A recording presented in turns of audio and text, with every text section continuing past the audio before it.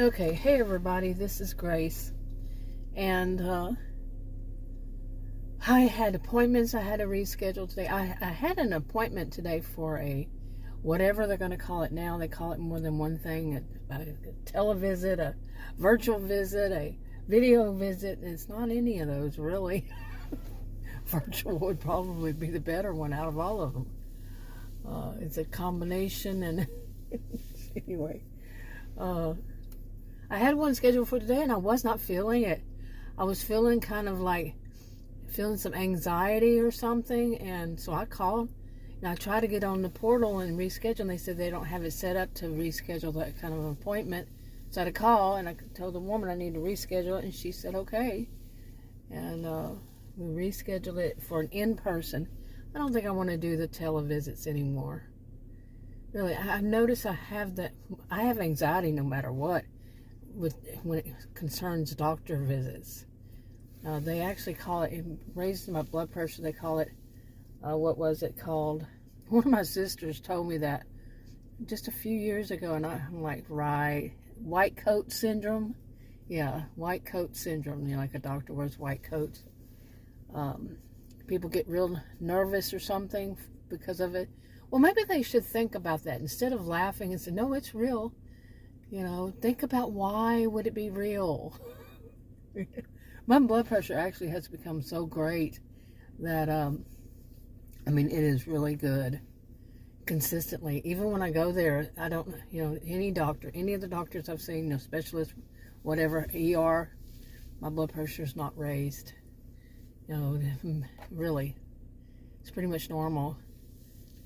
So, that's great. It used to be sky high when I'd go to any doctor's appointment. So, big difference. Anyway, today I found out actually some good news. Okay, I did that. I rescheduled that one appointment. And, you know what? Okay, I don't know what's going on with me, but there's a little noise. I did listen to this first clip. I listened to it, and there is some kind of noise in the background, and I'm thinking, I don't know what for certain it is, but it's a weird. It sounds like beads. I have no beads, and I don't think it's it. There's a Tic-Tac. I don't think it's Tic-Tac. Yeah, I don't think that's it, but it's in the background. I don't have any beads, I don't wear jewelry or anything. Nothing hanging from my rearview mirror, so I have no idea why it is there. Anyway, and I made a video after that, I did another clip, and I had to wind up deleting it because at the end of it, I didn't turn it off, and I thought I had turned it off. And I was making that noise, with this thing. The Tic-Tacs, and I just deleted it because it didn't make much sense as it was. But anyway, what I wanted to talk about was this. I got some good news today, and that is that the one doctor, that whole office, the doctor I had before him was in that office, in that, whatever they call it, practice, maybe they call it, I don't know. It's a big center, maybe they call it.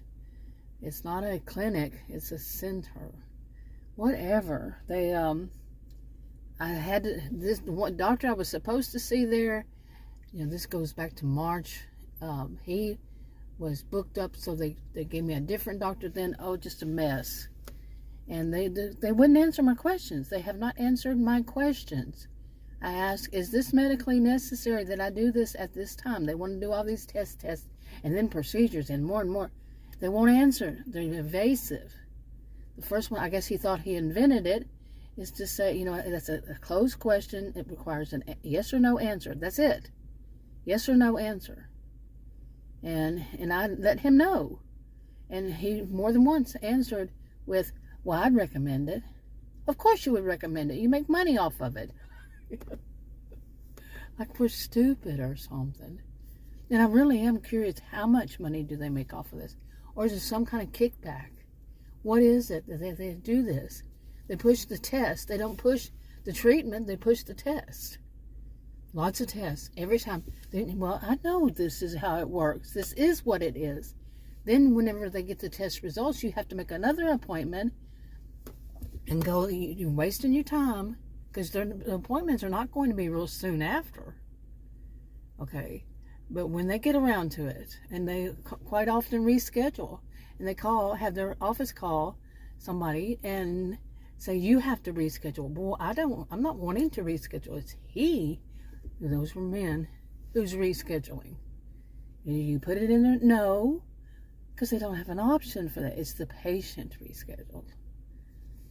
Yeah, I never in my life, until I got this insurance, never in my life had any doctor, any nurse, any practitioner at all ever reschedule.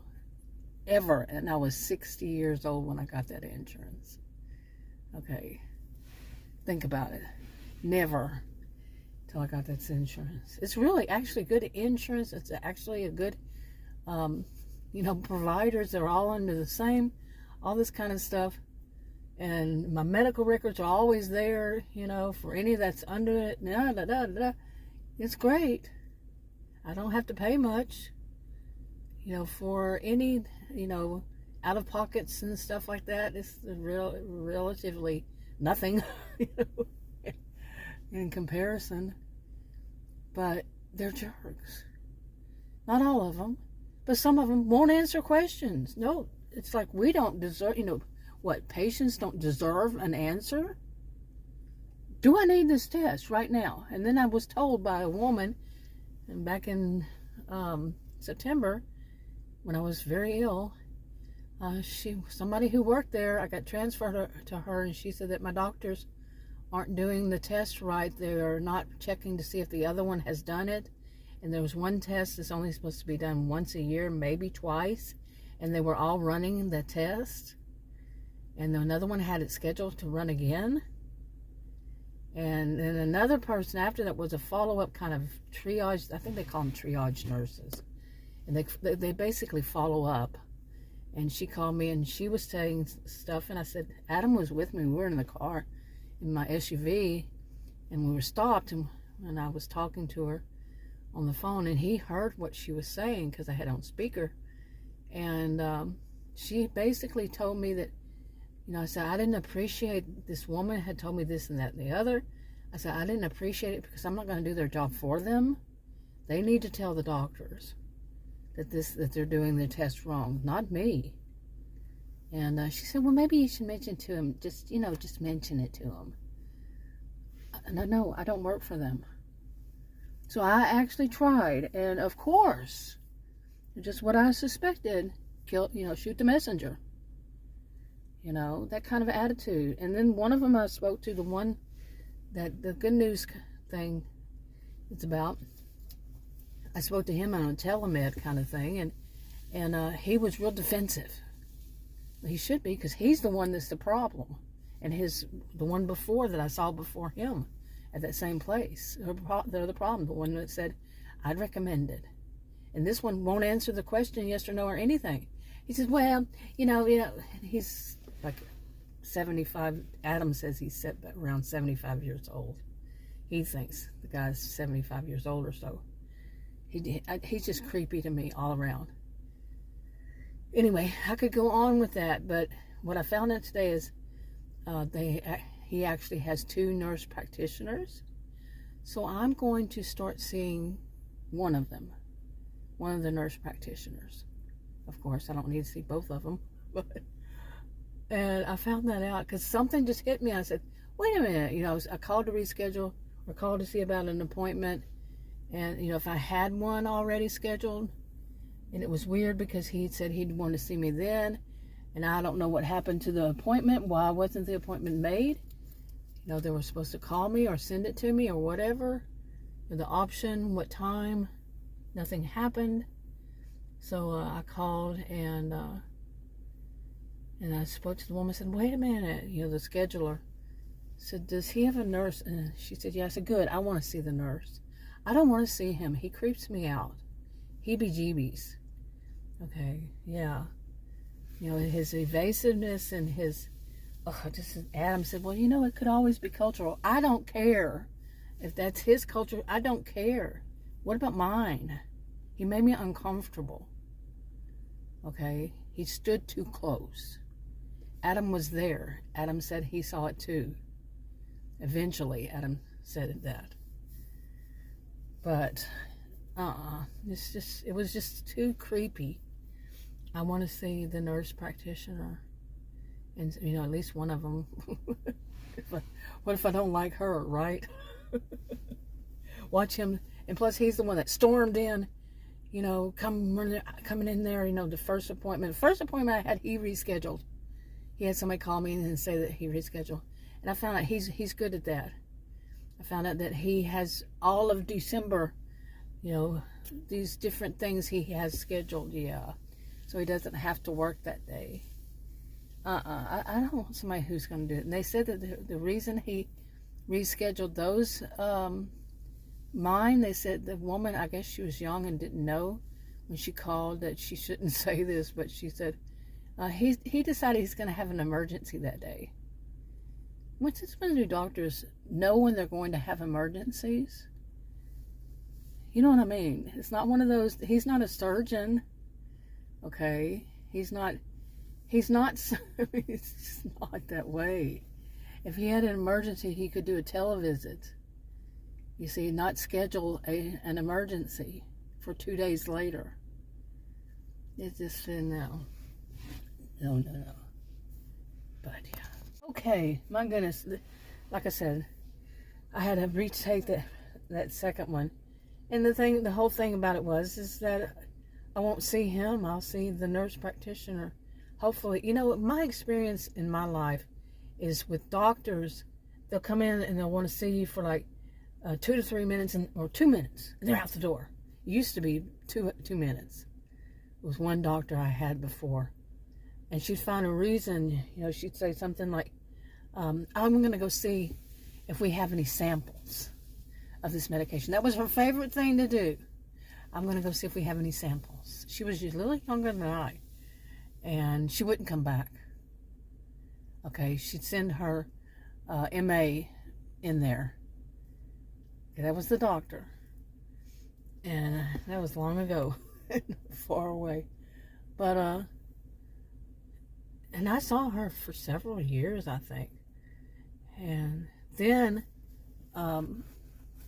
after that, I seldom ever saw the doctor. Well, one place I went to, and the doctor was extremely rude. But it was the only one that was back when I didn't have insurance. And the only one, there were more than one, but the other one, they kept moving their practice. Okay. Even they moved it, but the old place still had the same name, and they wouldn't say where they were at that time.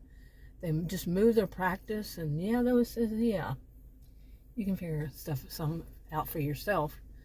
And they just wouldn't tell when you make the appointment that they've moved. Okay, what was wrong with that? And plus, they supposedly had a doctor, but I never got to see that doctor. Never. I would schedule an appointment to see the doctor, and I would say, I want to see the doctor. Okay, well, the doctor, she's running out of this office. Then I'd call back, and they said, no, she's not there. You need to come in here. And it would be the PA, you know, the PA or a nurse. Just, you know, was always something. There was 2 different places, and the other places the doctor was rude, and his nurse practitioner, she was rude. And if I scheduled with the other ones, they were okay. But then there was a woman that worked there that was rude. It was just like, this is crazy. You know, so much stuff that's just weird. And, but my experience was that generally, the nurse practitioners, if you could find one that was good, I was not going to find it. I'm not going to say you wouldn't, me. I didn't, never. I have one doctor, 2 doctors that are okay. One of them I really like, and then the other one is a specialist. So far it's okay, but he does have an attitude. He's young, and he has an attitude about people my age. I've already detected it more than once. And Adam's been with me, yeah. It's like, don't act like we're older than dirt. Seriously. I can't say much because when I was young, when I was probably around his age, I thought somebody my age, which is 62, I thought that it was old. And I said something probably in my 40s. I said something online about that age for some reason. I wasn't trying to be ageist. It was just something that I was told, and or something like that, or just had it, whatever it was, experience. And the woman said, "Wait a minute, that's my age, and that's not what it is. It's not how it is." And for people that age, and I don't remember what it was. It wasn't something I was trying to be ageist about. You see, I know what ageism is. So, and then I was had to stop and realize, yeah, we're taught what somebody, we're told what somebody this age is, and it's wrong. You remember that whole thing of the 40s and the new 30s and all this kind of stuff? People live longer now, and they don't have to age as fast, or they don't want to. I think when I was young, that one of my sisters, she mentioned it right when she was in her 40s. She said, "This guy's 50." She said 51 or 2. She goes, "But he's the old 50s." And I knew exactly what she meant, because that's how we saw it back then, and it was different then. By that time, it had changed. People didn't have the same kind of view. You could say maybe it was that we were young and then we got older. But no, they had a different... watch some of the old movies and then try to figure out, or look and check and see how old they were at that time. It was like they wanted to show them as older than they actually, their maturity was much more. Something like that. Anyway, how did I get on this? Get on this topic. But it was, about the doctor. I like him. I like the other one I said I like. He's my age. And I don't have a problem with those two. Well, one woman at the doctor who's my age, one of his staff, she got smart with me on the phone one day. I don't know her. I hadn't met her. I don't know. I wouldn't recognize her because it was voice. I wouldn't know if they're in the office. But she got a little, this woman's smart with me. And I was leaving him a message. I said, "You know what? I know that you're going to give him the message exactly as I said it, because I recorded this." And she changed her tune. I recorded that whole conversation. She changed her attitude real fast. And she did give him the correct message. Because she was getting smarter, like she wasn't going to do it. Yes, she will. And he likes me. He's real friendly. He's friendly. We laugh and we joke and stuff like that. And he was the first one to tell me some stuff. And he was also one that gave me the good news and some EKG I had. He said, "Yeah, it's an improvement." And then just that same day, I had a televisit with this other doctor, and he said there was no change. So he was one that had already given me a little heads up about some of this kind of thing. Not that he didn't know, but he was telling me that. But before that, even before I even saw that doctor ever, he gave me a little heads up about stuff.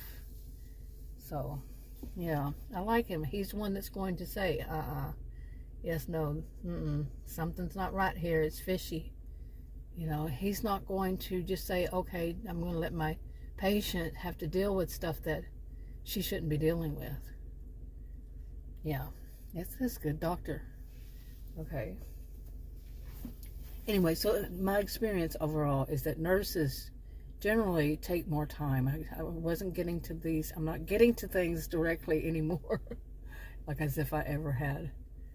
But yeah, my experience with all these, there are some doctors who are great. My experience. I'm not saying it would be yours, but some of the doctors are great. Some of the, some of the staff are okay, and then there's some that are totally rotten. But my experience is that the nurses take more time. The doctors in and out, but not all of them. That one that I said is great, he's not. The other one, this last time, he was that way. And sometimes it's the PAs are the same way. They're in and out. They got to get done real fast. Where you have questions, and they're not all going to come to, I have questions. They're not all going to come to me right away. Boom, boom, boom. And you write them down. I had this experience. I wrote them down, some things that were going on with me, some symptoms. And I went to an ER, and I wrote them down to make sure I had, the list of them. And the doctor told me, he says, when you come here, because I'd been there before, he said, you just had too many symptoms. What the crap? This is an ER, and I'm there because it's an emergency kind of situation. And you're going to tell me that I can only have 1 to 2 symptoms? They call it the, I looked up that hospital, ER, the hospital, and they call it, somebody called it like it has some kind of a reputation in that town. It's not good. It's not good. So there. Yeah, and it deserves it too. Other one, just fine. One I've been to, perfect, great, wonderful. You see what I'm saying? So, but overall, what my experience is, like the last time I went to that hospital on early November the 1st, I think, for ER, and there was a nurse there. She helped me with so much stuff that this doctor, the one I'm going to see, his nurse now, the doctor before him didn't, that he was taken up for. Why did you want to change from him to me? I'm not here to discuss that. I'm here for my health, and that's what I told him, and he just kept going. The one that stands too close, stood too close. Ugh, creepy. But, boy, I threw out a lot of stuff there.